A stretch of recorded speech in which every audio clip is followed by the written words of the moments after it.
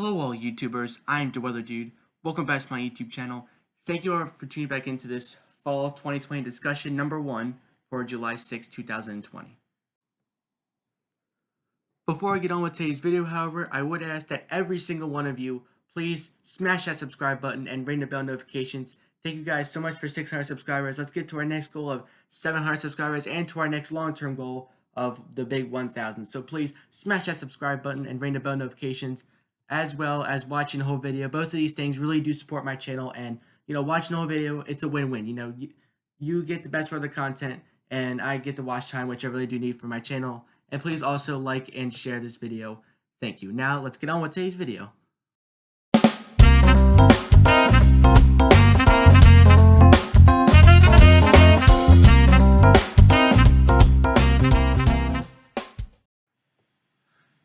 Congratulations, you have all made it to this fall discussion number 1 here for 2020, and I hope I hope you guys do really stay for the whole video because I did put a lot of effort into this. And this is my first 2020 fall discussion. I just wanted to talk about with you guys the different aspects of weather that we could have for the fall and what my predictions are as well. So first, when we're talking about fall here, we want to talk about what could the ENSO pattern be. Could it be El Nino, La Nina, neutral? What is it? Well, as of right now, we're in a neutral, but we're at is what's called a developing La Nina. I mean, La Nina is starting to develop, probably neutral to La Nina through the summer and fall. And I'm going to be talking about this whole video, what effects that could have. So, one thing that I didn't notice, and this usually happens during an El Nino pattern, which is really interesting, is that the Gulf of Alaska is starting to have those above-average ocean water temperatures again. And if you looked at my winter predictions for last year, you would know that when ocean temperatures in this region right here get above average like that, they can push the jet stream way up high and then dip it down low into the United States. It can produce some cold and snow wherever that jet stream happens to dip. So that's something we see in the El Nino pattern, which is pretty interesting. But chances of El Nino are basically zero. It's basically kind of almost a 50-50 shot between neutral and La Nina. I give a little bit more of an edge to neutral because I think we got a little bit better neutral chances. I'd say maybe 55% chance of neutral and 45% chance of La Nina, but basically it's kind of a toss-up as of now. We could either have a neutral or La Nina pattern. All right, so we have at a neutral right now, but at a developing La Nina.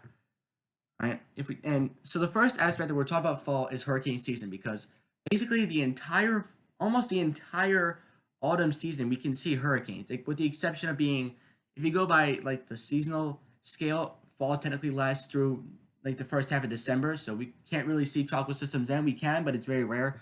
But basically, most of fall we can see hurricanes, and what this is the rising and sinking motion. Because if we have rising motion, which is indicated by the green colors, we can really have that tropical development. If we have the orange and the red, which is that sinking motion, that kind of inhibits thunderstorm development. So this is for September.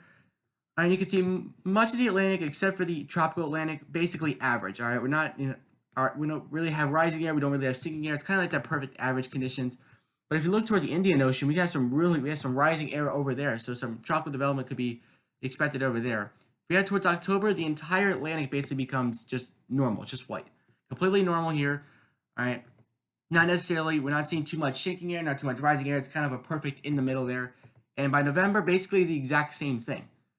Now, if we look at it, and this is the CFS model, by the way, if we look at it on a whole scale between September, October, November, if you average all 3 of those months out, this is what it looks like.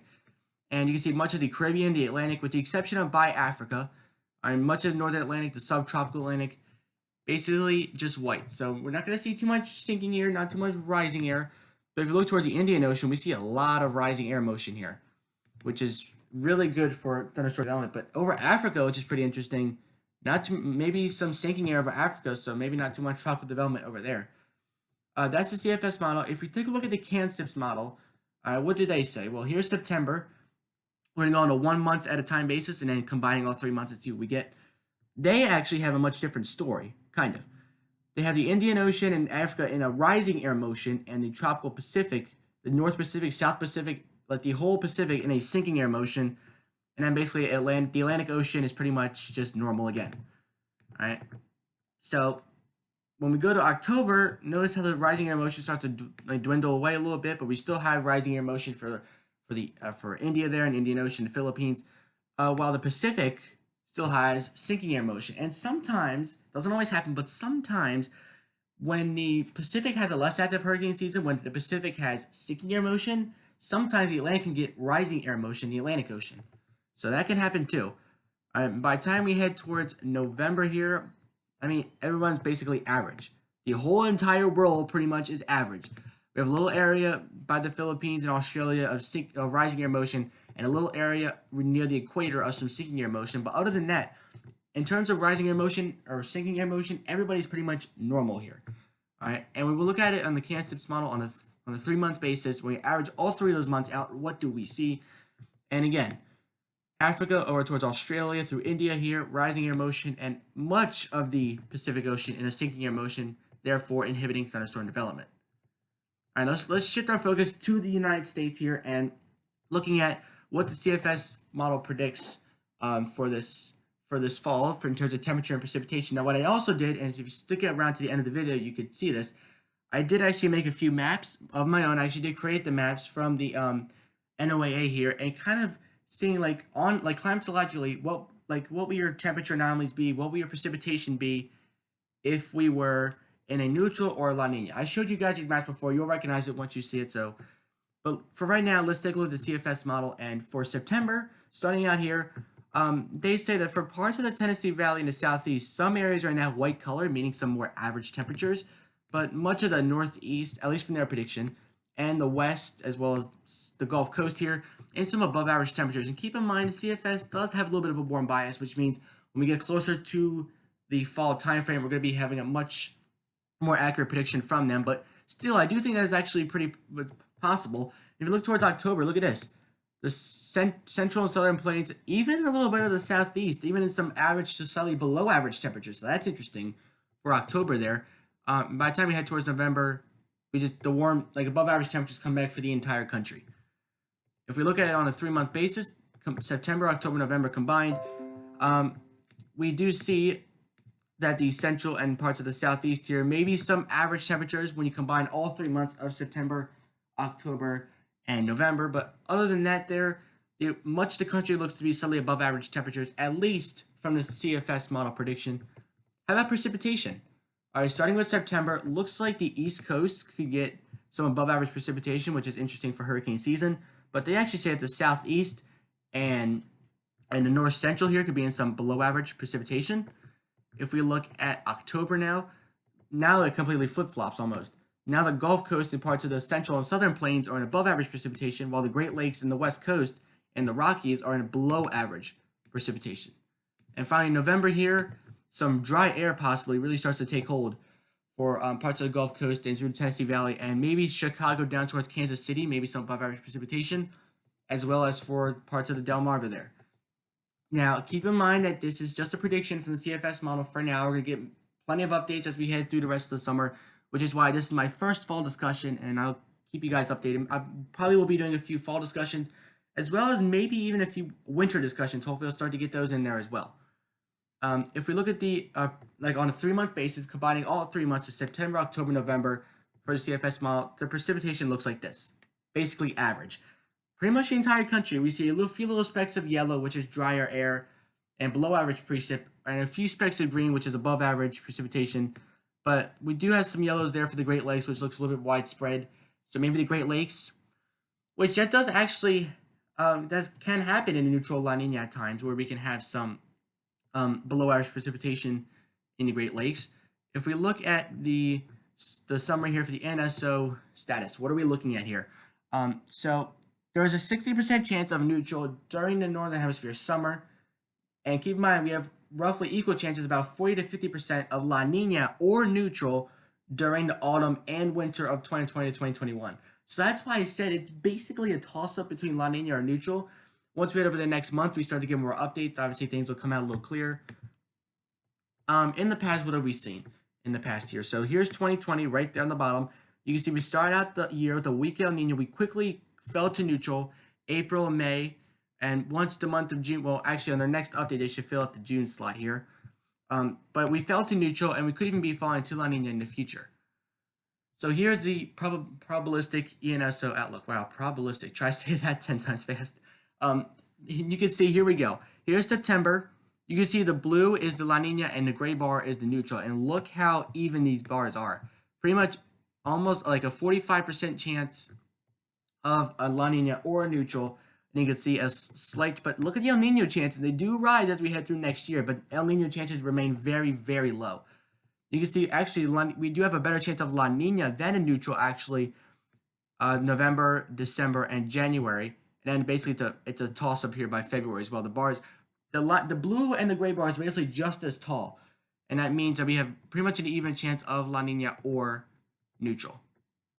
Now, when we look at, now this is pretty interesting too, which if you like snow in the central and eastern United States, I really hope there's a neutral pattern and not a La Nina pattern. But let's take a look at the Nino 3-4 region for those SST outlooks, and basically some different models. So let's check that out. And as you can see, that the models do drop at their lowest point by, about September, October, November. We get to their lowest point or so, and then by the beginning of the year, that we could see a spike up back towards neutral. But that seems a little, that's still too far out. Again, this is a fall discussion here, and you can see a lot of the models trending towards a weak to moderate La Nina, but some models hover near neutral, and a few models, for some reason, hover towards El Nino, which is very unlikely. I'm not saying it's impossible, but it's very unlikely. As of now, you can see a lot of the models do trend towards at least a weak to moderate La Nina for the fall for basically September, October, and November. Now, let's look at some more models here, and you can see the CFS V2 forecast, basically our CFS, kind of like looking at the latest ensembles here. This black dashed line is the average of all those models, and you can see that we could drop at our lowest point by the winter maybe, but still, half a degree to a degree below average in that Nino 3-4 region, so maybe some La Nina conditions by fall and even into the winter time frame. But maybe at the beginning of the year we could go back up a little bit, but like I said, that'll wait till the winter discussion. But there's your modeling here. Now here's the good part. This is where I get to show you guys the maps that I made. So as you can see by the select years that I've chosen, these are all the years, all the data that I could fit in that had ENSO neutral conditions between the months of September and November. What would your temperature conditions look like climatologically if we were to have a neutral pattern? Here you go. You're welcome. So East Coast here, parts of the northern central plains down through the southern plains, Great Lakes, as well as parts of the northwest could all see slightly below average temperatures, half a degree to 1.5 degrees below average temperatures if we were to see a neutral for this fall. But other than that, Utah is a little area of above average temperatures, but obviously this area looks a lot more widespread. That could just be slightly a coincidence. When you start to see like widespread colors, the data becomes more accurate and it's able to be used more. What would our precipitation look like if we had a neutral between September and November? Our precipitation would look like below average conditions actually for southeast coast up to the up the east coast to the coastal New England, north central plains, parts of the west. All could have some below average precipitation if we were to have a neutral. Chicago, maybe some above average precipitation for you possibly. All right. If we were to look at the temperatures, what if we were to have a La Nina pattern, weak to moderate La Nina, mind you, from September through November? What would the conditions look like in terms of temperatures? Climatologically, all right, if you guys want to, in case you guys can't see, I'll zoom in on the years that I chose. Okay, these are all the years that I could find that had a weak to moderate La Nina between September and November. All right, so looking at this map here, you can see that much of the northern plains, central plains, southern plains, Great Lakes, Ohio Valley, and the Northeast all could see some slightly above average temperatures, half a degree to a degree above average temperatures, slightly below average temperatures for the East Coast and the Southeast Coast, which actually does make sense based on the climatological data that we usually see. If we look at what would our precipitation look like, and you can see much of the Northeast to Southeast, with the exception of coastal North Carolina, Central Plains, and even through the Rockies could even have some below average precipitation, while the West Coast could even see some above average precipitation, especially for the Northwest Coast. So that's what your data looks like climatologically. Me personally, I think that we could have more of a neutral weak La Nina or neutral pattern. Obviously, this forecast could possibly change. So stay tuned for latest updates, ring the bell notifications, guys. Thank you for watching my first fall discussion. I am Dwell the Dude, signing off. Till next time. Catch you guys next video.